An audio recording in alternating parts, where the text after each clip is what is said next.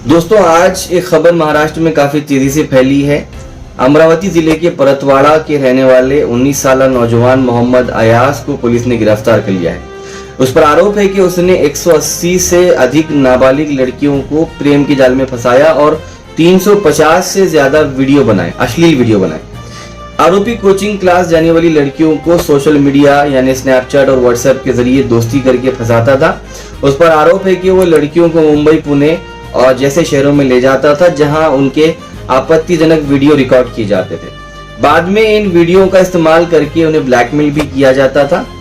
कहा जा रहा है कि प्रशासन ने इस मामले को जल्दी से हल करने के लिए एसआईटी को गठित किया गया है। एसआईटी में अब तक 8 पीड़ितों ने अपनी शिकायत दर्ज कर दी है। पुलिस ने कहा है कि इन शिकायतों की संख्या और भी ज्यादा बढ़ सकती है। मुख्य आरोपी अयाज के अलावा वीडियो को शेयर करने वाले एक और आरोपी को पुलिस ने गिरफ्तार कर लिया है, जिन्हें 21 अप्रैल तक पुलिस कस्टडी में भेज दिया गया है। आरोपी मोहम्मद अयाज पर पॉक्सो एक्ट, बीएनएस और आईटी एक्ट के तहत मामला दर्ज कर लिया गया है और इस मामले की पूरी जांच की जा रही है। पुलिस ने कहा है कि इस मामले को पूरी तरह गोपनीय रखा जाएगा और जो शिकायत देना चाहते हैं वो पुलिस को शिकायत दे सकते हैं। इस मामले के विरोध में परतवाड़ा और अचलपुर इलाकों में स्थानीय निवासियों ने सख्त नाराजगी का इजहार किया है और मुकम्मल तौर पर शटडाउन का मुजाहरा किया, यानी कि आज मुकम्मल तौर पर शहर को बंद रखा गया। इस मामले को राजनीतिक रंग भी दिया जा रहा है क्योंकि ऐसा कहा जा रहा है कि अयाज पास्ट में माजी में एआईएमआईएम से जुड़ा हुआ था। भाजपा के नेताओं ने अयाज पर एमआईएम से जुड़े होने का आरोप लगाया है, लेकिन एमआईएम के स्थानिक नेताओं ने यह साफ कर दिया है कि अयाज का अभी फिलहाल एमआईएम से कोई ताल्लुक नहीं है। दोस्तों, महाराष्ट्र में ऐसे मामले पेश होते जा रहे हैं।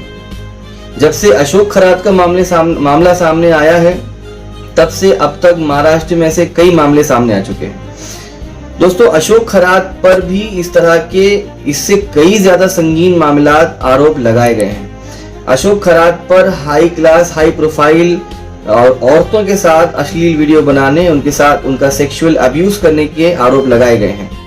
अब आते हैं इस मामले के दूसरे पहलू पर।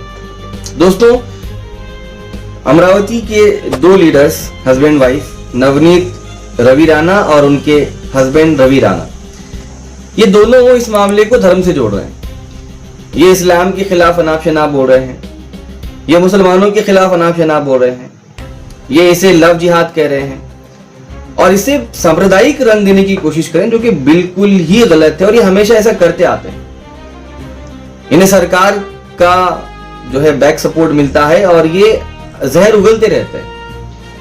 लेकिन बात यह है कि जब खरात ने सैकड़ों औरतों के साथ सेक्सुअल रिलेशंस बनाए थे, उनका हरासमेंट किया था और एक्चुअली खरात के केस में धर्म के नाम पर सेक्सुअल हरासमेंट किया गया था, लेकिन फिर भी महाराष्ट्र के मुसलमानों ने खरात के इस काम को हिंदू धर्म से नहीं जोड़ा। ना महाराष्ट्र के मुसलमानों ने हिंदू धर्म को बदनाम किया। पुलिस जांच में ये बात सामने आई थी कि खरात ने मोक्ष का बहाना देकर, धार्मिक रीति रिवाजों का बहाना देकर इन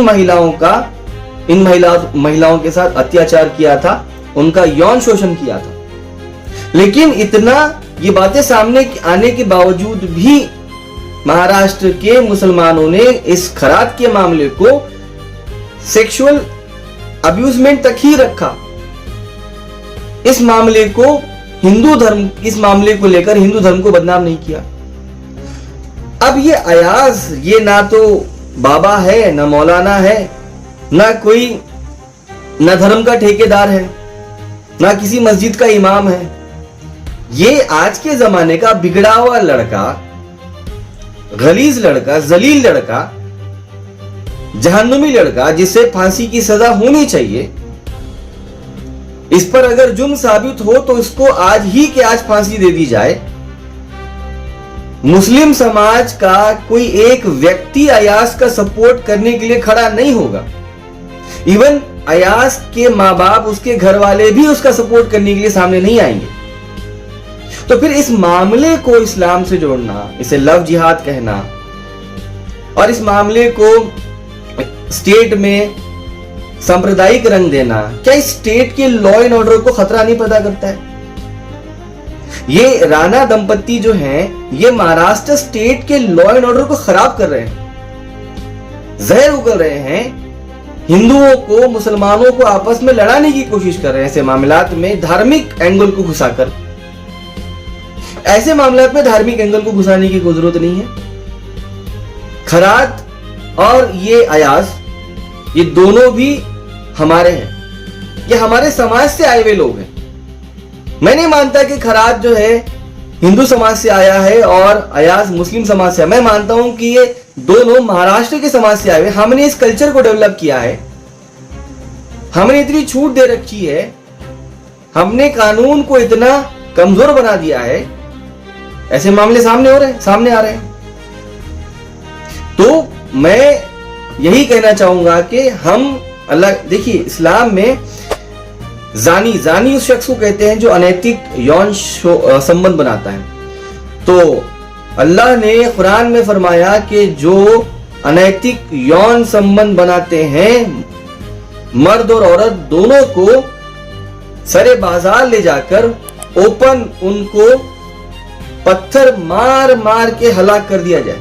kill them by stone pelting, पत्थर मार मार के उन्हें हलाक कर दिया जाए। ये सजा है इस्लाम में अनैतिक यौन संबंध बनाने की।